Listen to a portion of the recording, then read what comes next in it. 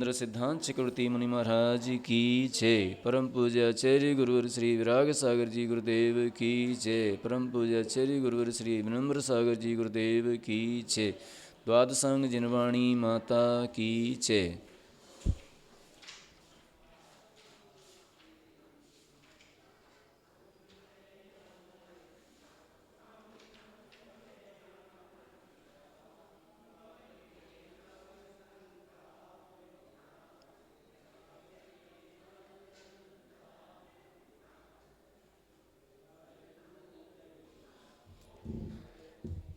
अपन ने चार्ट देख लिया था, उदय विच्छुत्ति, उदय और अनुदय, है ना। ये दोनों दृष्टियों से अपन ने देखा था।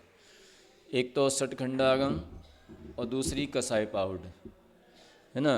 तो दोनों दृष्टियों में थोड़ा सा अंतर है, वहीं पर पहले गुणस्थान में और दूसरे गुणस्थान में अंतर है। बाकी तो कोई अंतर नहीं है ज़्यादा। पहले गुणस्थान में पुष्पदंत भूतबली के अनुसार 10 प्रकृतियों की विच्छुत्ति होती है और यति वृषभाचार्य के अनुसार 5 प्रकृतियों की विच्छुत्ति होती है। फिर आगे दूसरे गुणस्थान में 9 प्रकृतियों की विच्छुत्ति होती है और पुष्पदंत भूतबली के अनुसार 4 प्रकृतियों की विच्छुत्ति होती है। ये इतना उसमें डिफरेंस है, बाकी सब वैसा का वैसे ही, कोई अंतर नहीं है। ठीक है, अब अपन आगे चलते हैं, गाथा नंबर देखते हैं। गाथा नंबर 284, है ना। तो गदियादिश जो गाणम पैणिपहुदीन मोग सिद्धाणम सामित्तम नेदब्बम कमसो उदयम समासिज। 282।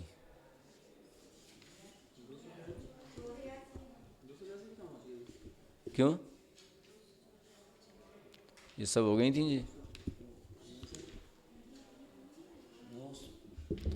प्रकृति, स्थिति, अनुभाग और प्रदेश बंध गुणस्थानों में सिद्ध किए जा चुके हैं। उदयापेक्षा उनका स्वामित्व गति आदि मार्गणाओं में क्रम से घटित करना चाहिए। कौन से पे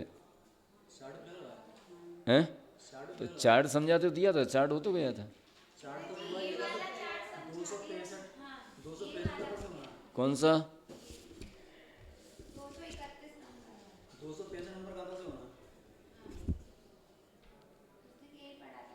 अच्छा जी, इकट्ठी गाथा है जी। चलो, मिच्छे मिच्छादावम गाथा नंबर 265 से लेकर के 272 तक गाथा हैं जी। ठीक है। मिच्छे मिच्छादावम सोहमतियम सासणे अणे इंदी थावरवेलम मिस्से मिस्सम चय उदयबो छिन्ना अयदे विधियकसाया बेगुब्य चक्कंडरय देवाऊ मणुयते मणुतिरियाणुपुब्बी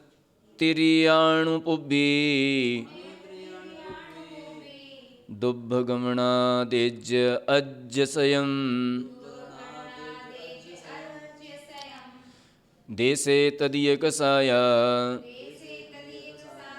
तिरिया उज्जोवणी च तिरिय गदी छट्टे आहार दुगम तीणतियम उदयवो छिन्ना अपमत्ते सम्मत्तम अंतिमतीय संहदी यपो बिम्मी छच्चेवणोकसाया अणयट्ठी भाग भागेषु वेदतीय कोहमाणं माया संजलनमेव सुमन्ते सुमूलोः सन्ते वज्रं नारायणारायण क्षीणकसायदुचरिमे निद्दापैलाय उदयवो छिन्ना नानन्तराय दशयं दंसण चत्तारि चरे मम्हि तदीयैकवज्जनिमिणं थिरस्वसरगदियुरालतेजदुगम् सण्ठाणं वर्णगुरु सण्ठाणं वर्णगुरु चौकपत्यजोगम्मि तदीयैकं मणुवगदी पञ्चेन्द्रियसुभगतस तिगादेज्यं जसतीर्थं मणुबाहु उच्चं च अयोगिचरे मम्मि उच्चं च अयोगिचरे मम्मि। इस तरह से ये जो है 65 से 5, 7, 7, 8 गाथाएँ यहाँ पर हुई। अब ये 8 गाथाओं के द्वारा कह रही हैं कि मिथ्यात्व गुण स्थान में मिथ्यात्व, आतप, सूक्ष्म, अपर्याप्त, साधारण, इन 5 प्रकृतियों की उदय विच्युति होती है। ये यति वृषभाचार्य के अनुसार, कसाय पाहुड़ के अनुसार, ठीक है। पुष्पदंत भूतबली के अनुसार उन्होंने पहले बता दिया। ये गुणधर महाराज यति वृषभाचार्य के अनुसार यहाँ कथन चल रहा है। कसाय पाहुड़ जो ग्रंथ है, तो कसाय पाहुड़ ग्रंथ आचार्य गुणधर महाराज ने लिखा। बहुत अच्छा ग्रंथ है, बहुत बड़ा है। एक अधिकार होता है, जैसे कि अपने पूर्व है ना, पूर्व 11 अंग 14 पूर्व, तो जो पूर्वगत होते हैं, पूर्वों में एक एक पूर्व में अलग अलग वस्तुएं होती हैं। उन वस्तुओं में एक एक वस्तु में 20-20 अधिकार होते हैं, और एक एक अधिकार में 24-24 और अनुयुग द्वार होते हैं। तो जो अपना ज्ञान प्रवाद नाम का पूर्व है, तो ज्ञान प्रवाद नामक पूर्व की जो है 10वीं वस्तु, उसमें 12 वस्तुएं हैं।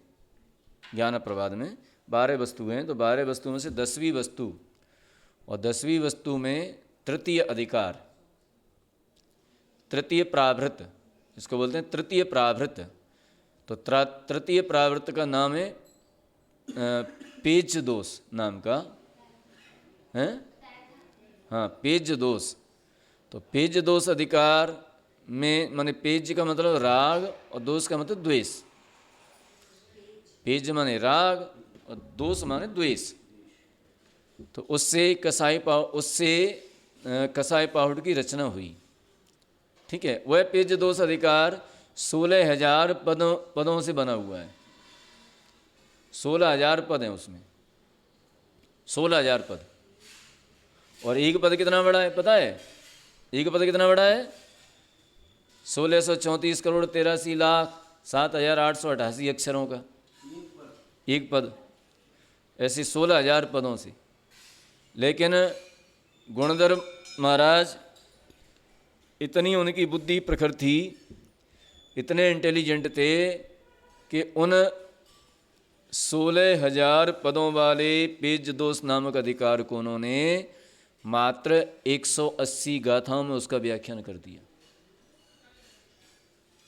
कहाँ 16,000 पद और कहाँ जो है 180 गाथाएं। तो 180 गाथाओं में उनका व्याख्यान कर दिया। फिर वह आर्यमंशु और नाग हस्ती ने पढ़ा उन गाथाओं को, उनको पढ़ करके समझ करके फिर यति वृषभाचार्य को पढ़ाया। फिर यति वृषभाचार्य महाराज ने 6,000 सूत्र लिखे उन गाथाओं पे, 6,000 सूत्र। तो चौथे काल के थे, पंचम काल के तो थे ही, पंचम काल के तो थे ही। इसके बाद एक उच्चारणाचार्य हुए बप्पदेव आचार्य, उन्होंने 12,000 सूत्र लिखे। फिर वीरसेन स्वामी ने 20,000 सूत्र लिखे। फिर उनकी समाधि हो गई तो 40,000 सूत्र जिनसेन स्वामी ने लिखे, जिनसेन महाराज। इस तरह से 60,000 श्लोक प्रमाण, 60,000 श्लोक प्रमाण जय धवला नामक पुस्तक लिखी गई है ना। तो उसमें से ये कर्मकांड निकला है।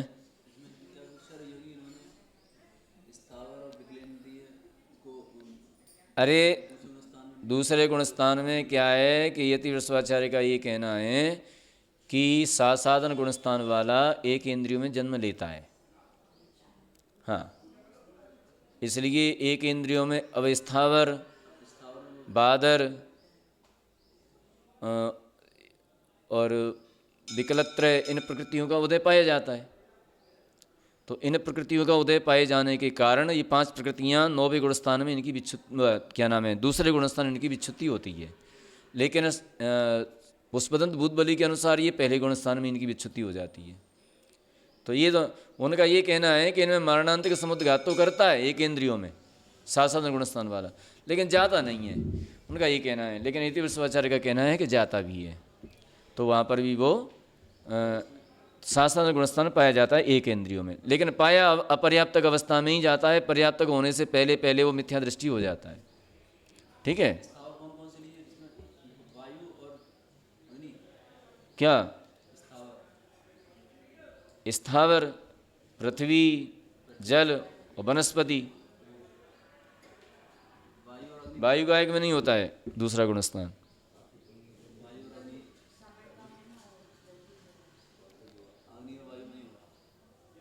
निगोद में नहीं होता है। तो इस तरह से मिथ्यात गुणस्थान में मिथ्यात, आतव, सूक्ष्म, अपर्याप्त, साधारण, अपर्याप्त, क्योंकि दूसरे गुणस्थान वाला लब्ध अपर्याप्तकों में नहीं जाता। जिसके पर्याप्तक नाम कर्म है उसी में दूसरा गुणस्थान पाया जा सकता है। ठीक है, और साधारण में नहीं जाता, प्रत्येक में ही जाता है। इन 5 प्रकृतियों की उदय विच्छुत्ति हो जाती है। इन 5 प्रकृतियों की उदय विच्छुत्ति हो जाती है कौन से गुणस्थान? पहले गुणस्थान में। इनका उदय दूसरे गुणस्थान में नहीं पाया जाता है। ठीक है, साधन गुणस्थान में अनंतानुबंधी कसाय 4 और एक इंद्रिय, स्थावर 2 इंद्रिय, 3 इंद्रिय और चतु इंद्रिय, इन 9 प्रकृतियों की विच्छुत्ति होती है। कौन कौन सी हो गई जी? अनंतानुबंधी की 4 कसाएं और एक इंद्रिय और स्थावर।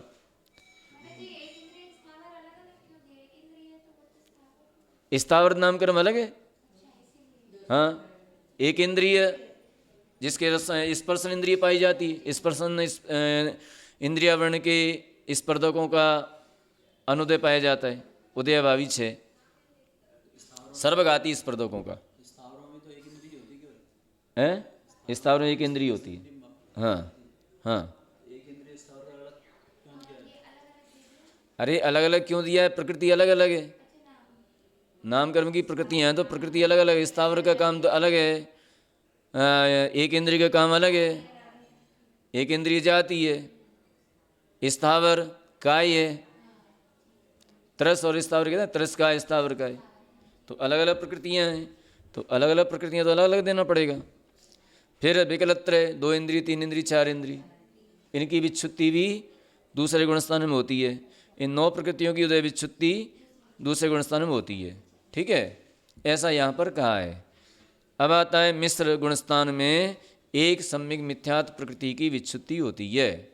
जो मिश्र गुणस्थान है 3रे नंबर का, उसमें जो है केवल एक मिश्र प्रकृति की विच्छुत्ति होती है और बाकी नहीं होती। अब आता है असंयत गुणस्थान में अप्रत्याख्यान वर्ण का सहाय 4। ठीक है, वैकृक शरीर, वैकृक अंगोपांग, नरक गति, देवगति, नरक गत्यानुपूर्वी, देवगत्यानुपूर्वी, नरकायु, देवायु, मनुष्यगत्यानुपूर्वी, त्रिंच गत्यानुपूर्वी, दुर्भग, अनादेय, अयस्कीर्ति, ये 17 प्रकृतियों की उदय विच्छुत्ति होती है। कौन से गुणस्थान में? असंयत गुणस्थान में, 4थे गुणस्थान में। क्योंकि 4थे गुणस्थान तक ये वैकृक शरीर, आंगोपांग, नरक गति, नरक गत्यानुपूर्वी, इनका उदय चलता है। देवगति, देवगत्यानुपूर्वी, है ना। और क्या था? वैकृक शरीर, वैकृक अंगोपांग, मनुष्य गत्यानुपूर्वी, अनादेय, अयस कीर्ति, इनका जो है उदय चल रहा था अभी तक, चौथे गुण स्थान तक चलता है इनका उदय, इसके आगे नहीं चलता है। ठीक है, तो इसके आगे इनकी विच्छुति हो जाती है।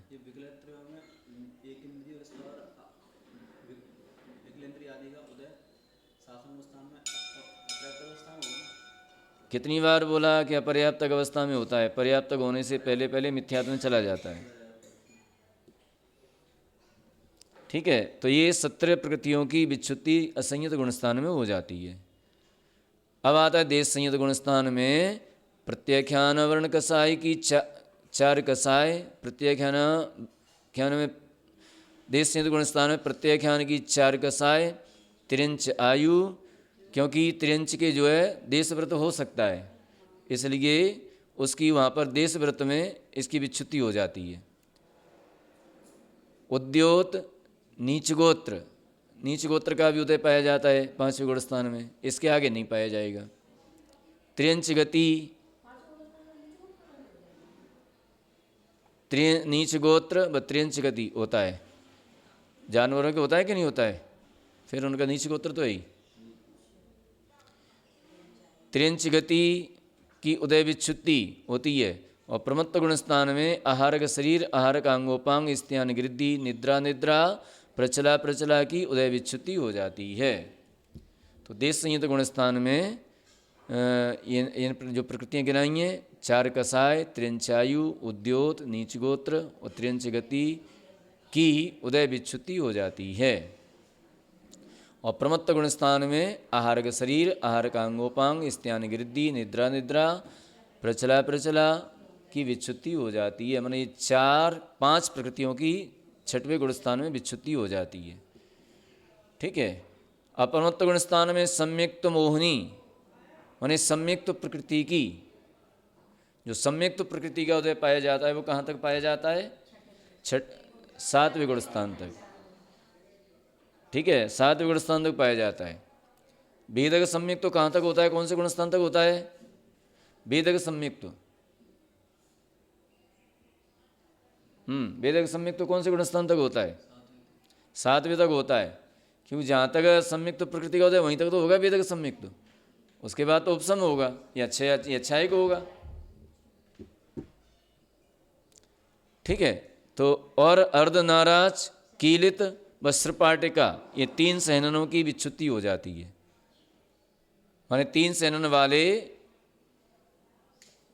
अर्धनाराज, कीलित और असम प्राप्ता स्त्रपाटिका, इन 3 सहननों का उदय 7वें गुणस्थान तक पाया जाता है।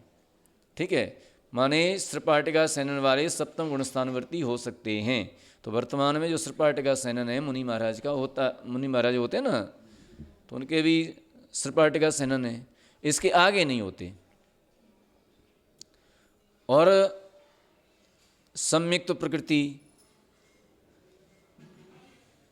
ठीक है, तो ये 4 प्रकृतियों की विच्छुति यहाँ पर हो जाती है। अपूर्वकरण गुणस्थान में हास्य, रति, अरति, शोक, भय और जुगुप्सा की उदय विच्छुति हो जाती है। माने जो 7 नौ कसाई हैं, कौन कौन सी, हास्य, रति, अरति, शोक, भय और जुगुप्सा, कितनी भी 6 वहीं, ये 6 की विच्छुति हो जाती है। कहाँ पर हो जाती है कि 8वें अपूर्वकरण गुणस्थान में, इसके आगे ये नहीं चलती। अब आता है अनिवृत्तिकरण गुणस्थान में तीनों वेद खत्म हो जाते हैं, 3 संजुलन खत्म हो जाती हैं, तो 3 6, ये 6 प्रकृतियों की उदय विच्छुति 9वें गुणस्थान में हो जाती है। अब यहाँ पर कह रहे हैं कि अनिवृत्तिकरण गुणस्थान में तीनों वेद व संजुलन क्रोध के साथ श्रेणी चढ़ने की अपेक्षा सवेद भाग और अवेद भाग में विच्छुति कहेंगे। अब क्या है कि इनमें अलग अलग कहेंगे, जैसे क्रोध कसाय के उदय से श्रेणी चढ़ाए कोई जीव, और तीनों वेदों में से स्त्री वेद से चढ़ाए, नपुंसक वेद से चढ़ाए, पुरुष वेद से चढ़ाए, तो अब इनमें थोड़ा सा डिफरेंस आ जाता है। क्योंकि जो जीव मान लीजिए नपुंसक वेद से श्रेणी चढ़ाए, तो नपुंसक वेद से श्रेणी चढ़ा है तो स्त्री वेद का 6 नपुंसक वेद के साथ ही हो जाता है,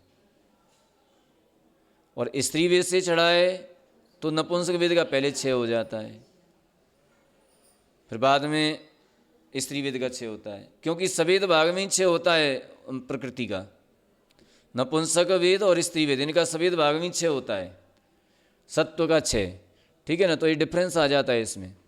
तो अब कहते हैं कि अनिवृत्तिकरण गुणस्थान के सवेद भाग में तीनों वेद की अवेद वेद रहित भाग में क्रम से संजुलन क्रोध, संजुलन मान और संजुलन माया, इस प्रकार 6 प्रकृतियों की विच्युति होती है,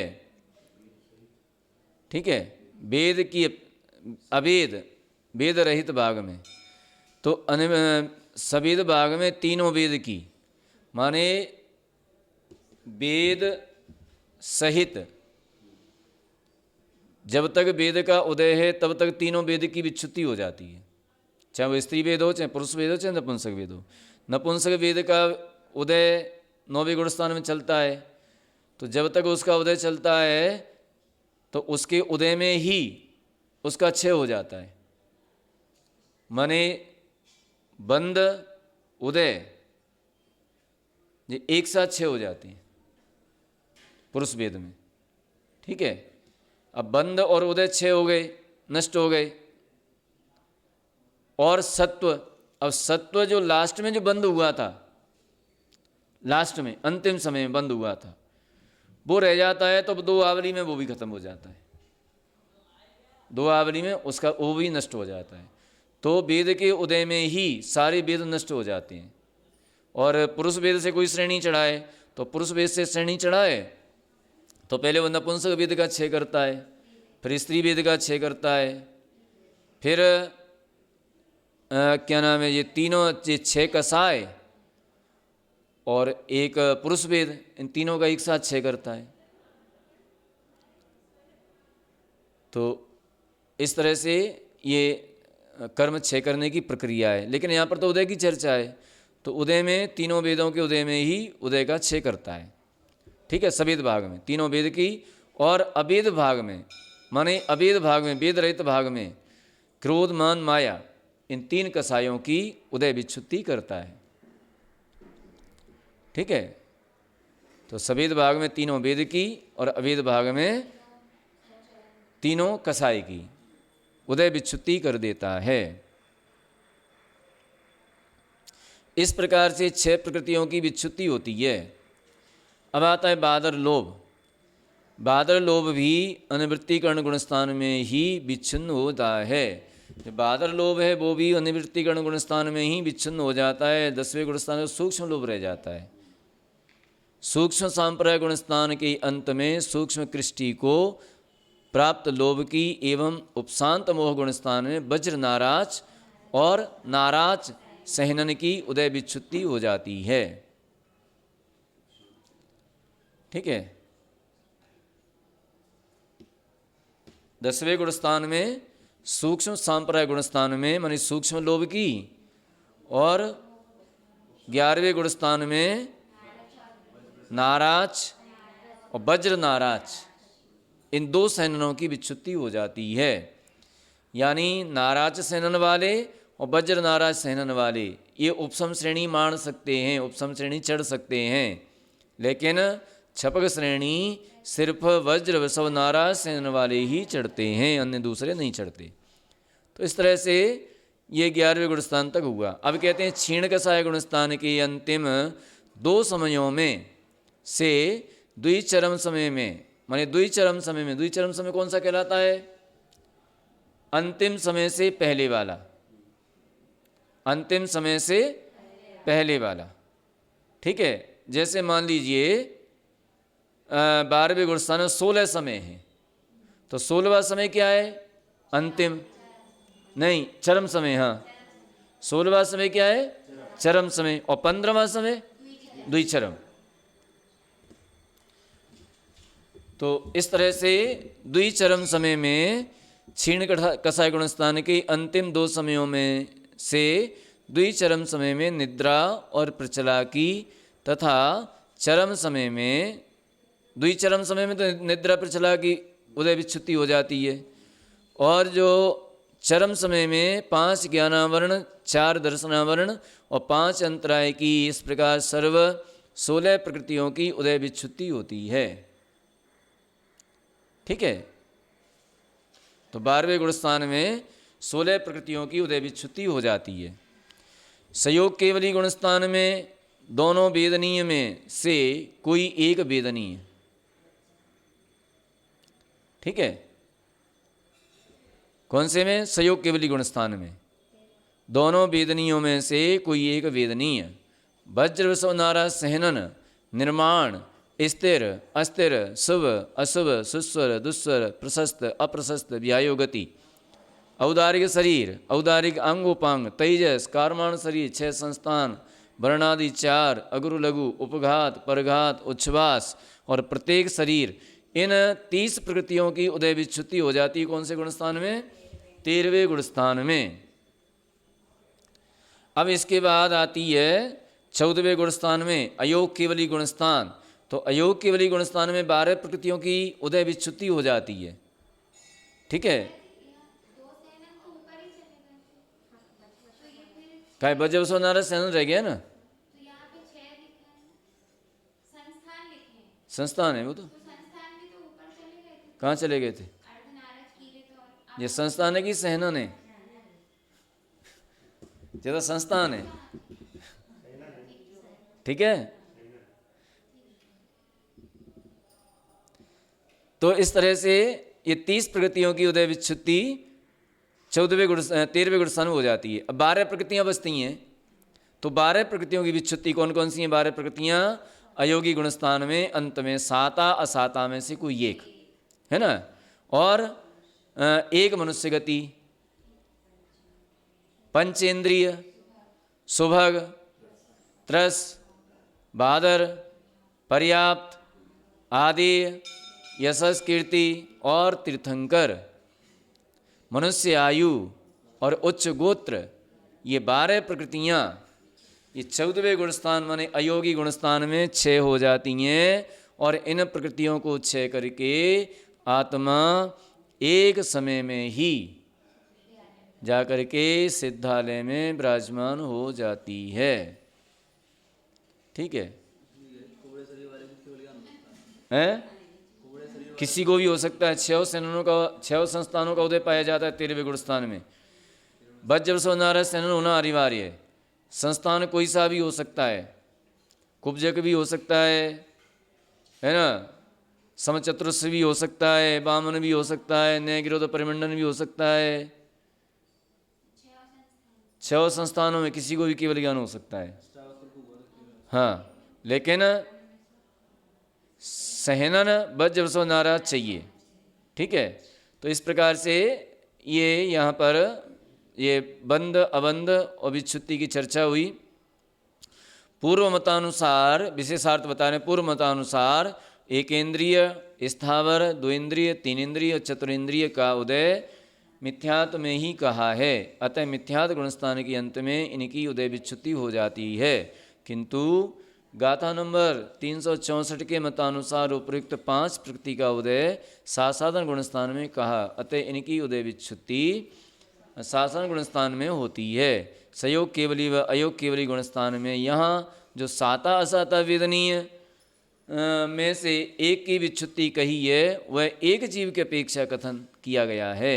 किंतु नाना जीवों की अपेक्षा इन दोनों गुणस्थानों में साता असाता वेदनी की विच्छुत्ति नहीं है, क्योंकि संयोग केवली अयोग केवली गुणस्थान में एक जीवापेक्षा 30 व 12 प्रकृति की क्रम से विच्छुत्ति कही है, एवं नाना जीवों की अपेक्षा 29 व 13 प्रकृति की विच्छुत्ति कही है। ठीक है ना। अब आते हैं जिस प्रकार अन्य गुणस्थानों में साता साता वेदनी जन्य सुख दुख होता है, उसी प्रकार केवली भगवान के भी होना चाहिए। ऐसी शंका होने पर आचार्य समाधान करते हुए कहते हैं, अगली गाथा कहते हैं कि जैसे सभी जीवों के होता है तो उनके भी होना चाहिए साता साता के उदय में दुख। नट्ठाय राय दोषा इंद्रियाणां च केवलं हिजदो तेण दुसादा सादज स्वह दुखम नति इंदियजम। पढ़िए पढ़िए एक बार।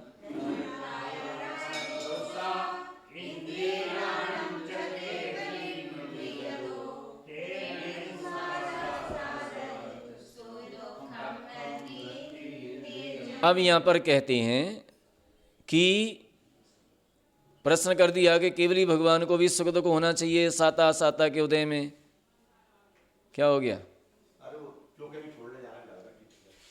तो यहाँ कह रहे हैं कि केवली भगवान के घातिया कर्मों का नाश हो जाने से, केवली भगवान के घातिया कर्मों का नाश हो जाने से, क्योंकि जीव सुख दुख का, इंद्रिय जन्य सुख दुख का जो अनुभव करता है वो मोहनी कर्म के कारण करता है। ठीक है, अगर मोहनी कर्म नहीं है तो फिर वह सुख दुख का अनुभव नहीं करता। साताजन्य असाताजन्य सुख दुख का अनुभव नहीं करता, किंतु मोहनी कर्म के माध्यम से करता है। इसलिए घातिया कर्मों के बीच में ज्ञानावरणी, दर्शनावरणी, वेदनीय, वेदनीय रखा, उसके बाद मोहनीय, क्योंकि मोहनी के बिना अपना असर नहीं कर पाता है।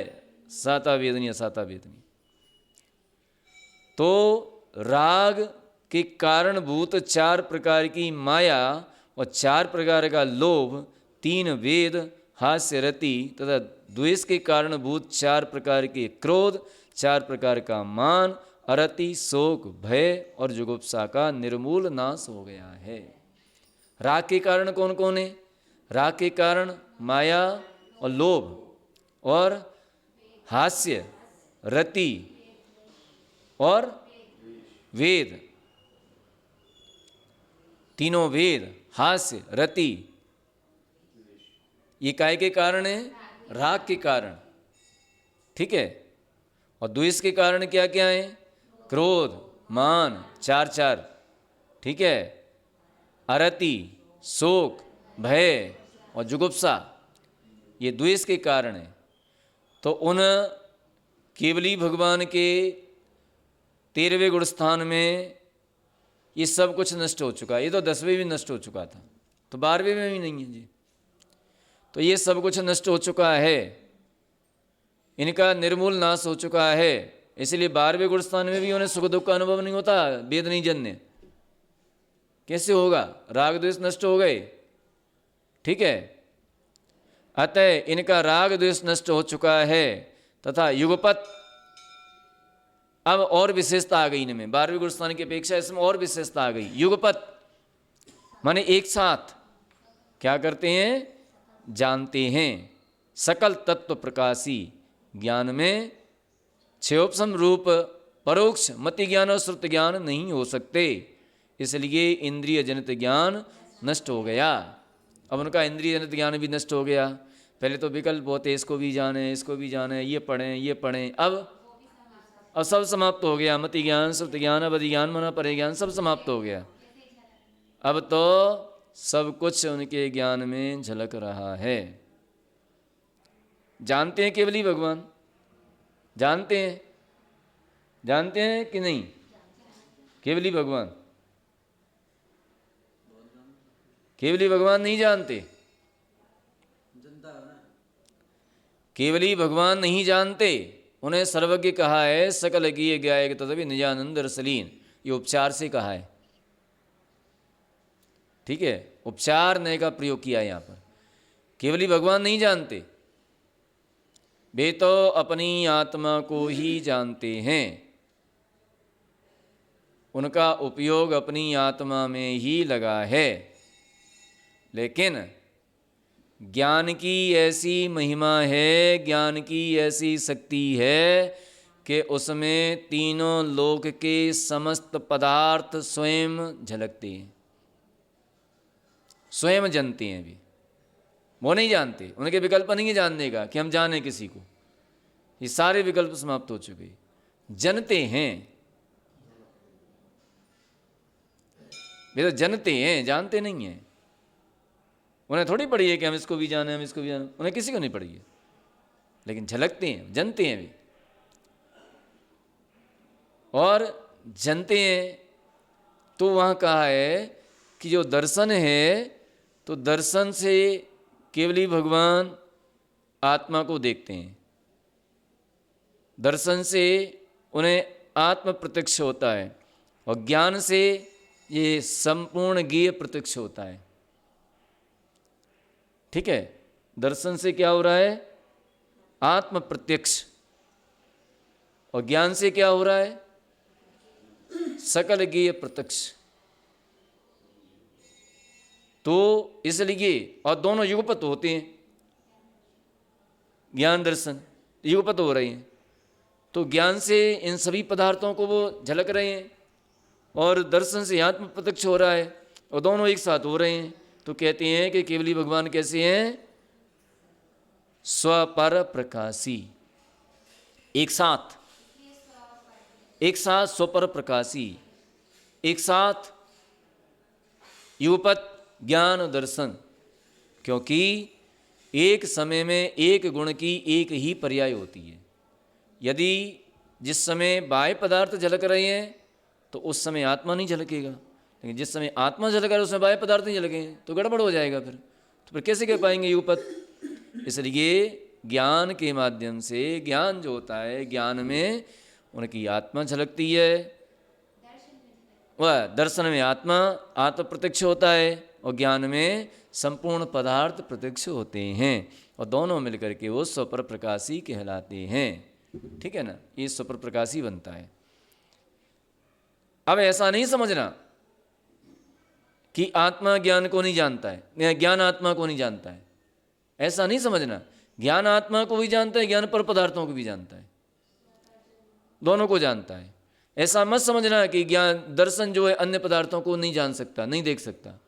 वह अन्य पदार्थों को भी देखता है और अपने आप को भी देख सकता है। दोनों शक्तियां मौजूद हैं, लेकिन एक समय में एक ही कार्य होता है। ठीक है ना। अब एक ही समय में या तो संपूर्ण पदार्थ उसमें झलकेंगे या फिर अपना आत्मा झलकेगा। तो इसलिए एक समय में वो आत्म प्रत्यक्ष हो रही है, ज्ञान जो है, दर्शन जो आत्म प्रत्यक्ष हो रहा है, और ज्ञान जो है संपूर्ण पदार्थ प्रत्यक्ष हो रहे हैं उसमें। तो इस तरह से दोनों मिलकर के स्वपर प्रकाशी केवली भगवान कहे हैं, ऐसा जानना चाहिए। ठीक है। तो इस तरह से ये जो है केवली भगवान की बात यहाँ पर कही। ठीक है। तो केवली भगवान के क्षोपसम ज्ञान समाप्त हो चुका है, अब इंद्रिय जन्य ज्ञान नहीं रहा है, अन्यथा उसमें विकल्प होते हैं, इसको भी जाने इसको भी जाने, वो किसी को नहीं जानना है ना। इसी कारण केवली के साता और असाता वेदनी के उदय से सुख दुख नहीं है, क्योंकि सुख दुख इंद्रिय जनित हैं। सुख दुख जो होते हैं इंद्रिय जनित होते हैं, तथा वेदनी के सहकारी कारण मोहनी का अभाव हो गया है। अतः वेदनी के उदय होने पर भी वह सुख दुख देने का रूप कार्य करने में असमर्थ हैं। से सपन कल देखेंगे। बोलिए महावीर भगवान की। इस तरह से जो है